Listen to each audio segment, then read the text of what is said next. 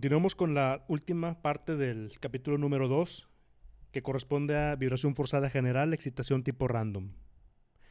En este caso vamos a hablar de una señal que es completamente impredecible en el tiempo, por lo que recibe el nombre de aleatoria. A diferencia de las señales armónicas periódicas complejas, en las cuales si yo conozco un periodo de la señal, siempre se va a repetir exactamente igual. En este caso, no. Por ejemplo, si yo grabo un fenómeno de vibración aleatoria y lo grabo momentos después, esos segmentos de información son completamente distintos. Sin embargo, hablamos de procesos aleatorios estacionarios que comparten información estadística. Es decir, la estadística del segmento de señal 1 y el segmento de señal 2 que puedo grabar es básicamente la misma. Esa es la ventaja aquí y son las herramientas que vamos a aplicar para analizar una vibración de tipo random. Un caso bastante común en aeronáutica y aeroespacial es el caso de los motores de cohete. Los motores de cohete, por la combustión de los gases en la tobera, generan eh, vibraciones y ruido aleatorio de muy alto nivel. Entonces, esto es bien importante porque normalmente el ruido es tan alto que puede causar fatiga acústica, o sea, vibración inducida por el ruido en otras zonas de la estructura. Hay ciertos procesos random que no son estacionarios, que no son constantes. Por ejemplo, esta gráfica, vamos a analizarlo un poquito más a detalle, tiene varias zonas bien definidas y si bien en su totalidad es un proceso random, pues en realidad su información cambia de manera muy drástica en la historia en tiempo que tenemos aquí. Para más información de esta señal podemos consultar la fuente de Tom Irwin, pero de forma general podemos aquí ver la explicación. La primera parte corresponde a la ignición del cohete, la segunda parte cuando está en su velocidad subsónica, luego esta parte corresponde al paso por la velocidad transónica y después cuando ya sale de la atmósfera y ya se estabiliza. Por último, estas etapas corresponden a los thrusters, que son los que se encargan de orientar, corregir la orientación del cohete.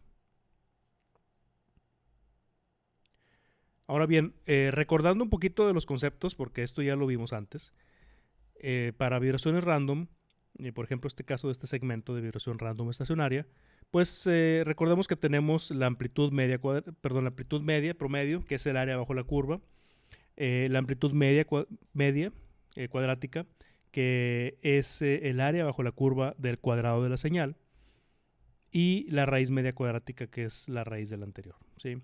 Entonces esta terminología es bien importante porque la vamos a utilizar bastante. Toma más importancia aquí en vibración random porque, como hemos dicho, hay valores pico, sí, hay un valor mínimo, hay un valor máximo, pero estos valores puedan estar variando de segmento a segmento y son instantáneos, no son significativos. Lo importante es tener los promedios, los valores que se mantienen constantes de la señal. Y también otro concepto de estadística muy importante es el concepto de distribución. Y si bien aquí vamos a utilizar conceptos de estadística, no se requiere ser expertos en esta temática, pero sí recordar estas ideas, sobre todo, como acabo de comentar, la idea de la distribución gaussiana. Y esta distribución, también conocida como distribución normal, pues es la famosa curva de campana que vemos aquí y está definida por la desviación estándar. Por ejemplo, esta primera curva está más, por así decirlo, más alta, tiene una desviación estándar pequeña, y si achatamos la curva tenemos una desviación estándar amplia, grande, ¿sí? Entonces resulta que los procesos random estacionarios obedecen a estas distribuciones. Ahorita vamos a ver un ejemplo en el cual yo tomo este segmento de vibración random y tomo muestras de la señal, ¿sí? La estoy muestreando y esas muestras, si las distribuyo con respecto a su valor de amplitud, van a caer en una distribución de este tipo. Entonces es una gran ventaja para nosotros. Esta es otra manera en la cual se conocen este tipo de fenómenos, de hecho, ruido o fenómenos aleatorios gaussianos. Bien, ¿Cómo representamos la energía contenida en la señal en frecuencia, o en otras palabras, el espectro de la señal? Hay una herramienta que se llama densidad espectral. En algunas fuentes se conoce como Auto Spectral Density, en otras como Power Spectral Density, en otras simplemente densidad espectral. Es lo mismo al final. Hay por ahí una discusión en cuanto a por qué se llama Power Spectral Density si no representa potencia. Bueno, lo que pasa es que viene de la terminología usada en ingeniería eléctrica, que es donde se popularizó mucho este término. Pero es el término popular que encontramos, pero en realidad básicamente es un espectro, es una densidad espectral. Lo que sí representa es energía de la señal contenida por Hertz en una banda de frecuencia. Las unidades de la densidad espectral son unidades de amplitud al cuadrado. De la amplitud que estemos manejando, si es una aceleración, por ejemplo, en esta gráfica, sería x punto punto al cuadrado dividido entre Hertz, ¿sí? Esencialmente es la transformada de Fourier de un proceso random. Ahora, es mucho más complejo de lo que lo estoy mencionando, lo estoy tratando de mencionar muy brevemente. Lo que comúnmente se hace en la práctica es tomar segmentos de la información, tomar récords de un fenómeno y con esos récords, un ensamble, tener un promedio. El promedio se establece con la llamada función de autocorrelación y la transformada de Fourier de la función de autocorrelación es la densidad espectral. Es como comentario, no vamos a entrar ahorita en esa cuestión. De hecho, el tema de vibración random es muy amplio y este capítulo solamente es para entender de qué se trata, ¿sí? Bien. La densidad espectral entonces tiene dos lados, tiene parte negativa y tiene parte positiva. A esto se le llama double-sided. Pero en ingeniería, para fines prácticos, utilizamos solamente la parte positiva. Ahora, esto no significa que nada más le esté cortando y tomando esta parte. No, tengo que compensar y tomar esto acá también en cuenta, ¿sí? Entonces la G, o single-sided, que también se le llama densidad espectral de ingeniería, es el doble de la densidad espectral double-sided, porque toma esta parte y la está tomando también acá, ¿sí? O sea, la estamos sumando. Entonces, bueno, ese es el concepto de densidad espectral, la información de frecuencia de un proceso random. El valor medio cuadrático de la señal es el área bajo la curva de la densidad espectral. De hecho, hay un teorema bien interesante que se llama teorema de Parseval, que me dice que no hay pérdida de información del paso del dominio del tiempo al dominio de la frecuencia. Aquí tengo esta señal random y su valor RMS. Y aquí tengo la densidad espectral. De hecho, aquí podemos ver las unidades, como comentaba. Y el área bajo la curva es el valor medio cuadrático. La raíz es el RMS, ¿sí? Entonces, la misma información se encuentra en ambos procesos. Solamente que aquí pues estamos viendo el contenido en frecuencia. En forma práctica, como mencionaba, un proceso random obedece a una distribución gaussiana. Vamos a ver este ejemplo. Es un segmento de señal de 4 segundos de duración, 4000 muestras, promedio 0, desviación estándar 0.59 y RMS también 0.59. Cuando el promedio es 0, la desviación estándar y el RMS son iguales, es el mismo valor. Kurtosis, que es un indicador de qué tantos picos hay en la señal, de forma simple, no lo vamos a manejar aquí. Es muy útil para pruebas de vibración, ahorita no nos corresponde eso. Mínimo y máximo de la señal.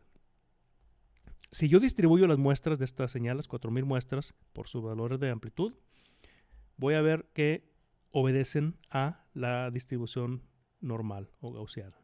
Y vemos pues cómo seguimos la curva de la campana. ¿Sí? A eso me refería con que los procesos random estacionarios siguen esta distribución. Algo bien importante aquí es que la vibración random no tiene un valor fijo de relación entre RMS a pico. Recordemos que en la señal sinusoidal la amplitud de RMS es igual a la amplitud pico entre raíz de 2. En este caso eso no es constante. Para la señal que estamos analizando en este ejemplo, tiene una relación de 3.9 veces sigma. Es la relación de RMS a pico. Y lo podemos ver fácil dividiendo la RMS 0.59 entre la pico, la máxima, que es 2.30. ¿Sí? Entonces, ese es el valor que tenemos en este caso. Para propósitos de diseño, normalmente tomamos 3 veces sigma. ¿Eso qué significa? Bueno, depende en qué zona estemos trabajando de la curva de campana. Por ejemplo, aquí están los límites de sigma, de 2 sigma y de 3 sigma. ¿Sí? Esto es importante porque, por ejemplo, en el caso de un software de simulación por elemento finito, si yo quiero correr una prueba random, pues tengo que revisar la información de la señal y normalmente por default me asume 3 sigma, pero pues esto lo puedo corregir si tengo información de la señal. ¿Cómo interpreto y cómo obtengo la densidad espectral en la práctica? Hay una forma muy simplificada de entender esto. La práctica, pues, como siempre, es un poquito más complejo, pero esta es la idea, ¿sí? Imaginemos que tenemos una señal random, ¿sí? Generada, que cubre el rango de frecuencia de 10 a 40 Hz, ¿sí? La forma más sencilla y más ilustrativa es dividir por bandas de frecuencia. Yo selecciono bandas de frecuencia, no lo estoy seleccionando de forma arbitraria, sino que depende del fenómeno de la señal. En este caso, como estamos generando una señal que cubre solamente de 10 a 40 y es un ruido blanco prácticamente, vamos a verificar qué contenido hay en esas bandas de frecuencia. Perdón, no es un ruido blanco, es el contenido de frecuencia varía de acuerdo a la frecuencia. Vamos a ver ahorita eso. ¿Sí? Bien, 10 a 20 Hz, primera banda de frecuencia, 20 a 30 y 30 a 40. Valor RMS de cada una de las señales filtradas, ¿sí? Y también de la original. Aquí podemos comprobar que la raíz de la suma de los cuadrados de las RMS independientes equivale al RMS global promedio. Bien, ahora, ya que tengo las señales filtradas, las 3 bandas de frecuencia, voy a definir la banda central. La banda central es la mitad de cada banda. O sea, el ancho de banda, en este caso, para cada una de los filtros es de 10 Hz. La mitad es 5, entonces voy a ubicar la frecuencia central del primero en 15, del segundo en 25 y del último en 35. Ya conocemos los valores RMS, los voy a elevar al cuadrado y con el ancho de banda divido el valor RMS cuadrado entre el ancho de banda. Eso me indica la distribución de energía o distribución de amplitud al cuadrado de la señal y es básicamente la densidad espectral. ¿Sí? Estos 3 puntitos que están aquí representan la densidad espectral para estas frecuencias centrales correspondientes. Esta información yo la puedo ubicar en una gráfica de histograma, pero lo más práctico es ubicarla en puntos solamente, ¿sí? O sea, la densidad espectral con respecto a la frecuencia central de cada banda, ¿sí? Esa es la forma más común en la cual yo represento la densidad espectral de una señal. Y esto es bien útil porque es la forma en la que comúnmente tengo la información para hacer una prueba de vibraciones. Por ejemplo, imaginemos un caso hipotético en el cual yo tengo un contenedor que va por un camión, transporte terrestre, y lleva equipo sensible que se pueda dañar. Entonces lo que hago es hacer una prueba de vibración en el laboratorio. Sin embargo, a lo mejor yo puedo registrar la vibración de ese camión, ¿sí? Supongamos que es un trayecto de 100 kilómetros. Entonces pongo un acelerómetro, lo registro. Bueno, ok. ¿Qué pasa si cambian el camión? ¿O qué pasa si la ruta por algún motivo cambia? Si hay tráfico, si no hay tráfico, si hay lluvia, va más despacio, si no hay lluvia, a lo mejor va un poquito más rápido. Entonces, hay muchas variables en el fenómeno. El hecho de que yo registre un trayecto no significa que siempre se va a encontrar con esa misma vibración. A lo mejor un día hubo un bache y al día siguiente lo taparon, entonces, o al revés, entonces no es completamente válido. Lo correcto sería tratar de levantar la mayor información posible de ese trayecto, o sea, muchos viajes, diferentes camiones similares, diferentes horarios, etcétera, y con esa información establecer una densidad espectral como lo hicimos hace un momento. Entonces, obviamente serían muchas, pero pues en base a eso, a lo mejor yo voy a establecer una densidad espectral para un fenómeno y otra para otro fenómeno, y así para todos los que pueda registrar, y pues tendría que establecer pues límites de confianza y establecer una curva de prueba, ¿sí? Para los datos obtenidos. Esa información normalmente me la dan en estándares. Claro que si no hay un estándar para mi proceso en específico, pues lo más correcto sería levantar la información. Pero, por ejemplo, tenemos estándares militares, estándares de la STM. Este en particular tiene que ver con el ejemplo que acabo de mencionar porque es un estándar para pruebas de transporte. Por ejemplo, aquí están las curvas. Y ya me dan esa información que está obtenida en base a muchas mediciones. Ya está muy depurada y procesada. Entonces, ahora sí, con esta información, por ejemplo, uso esta curva de densidad espectral.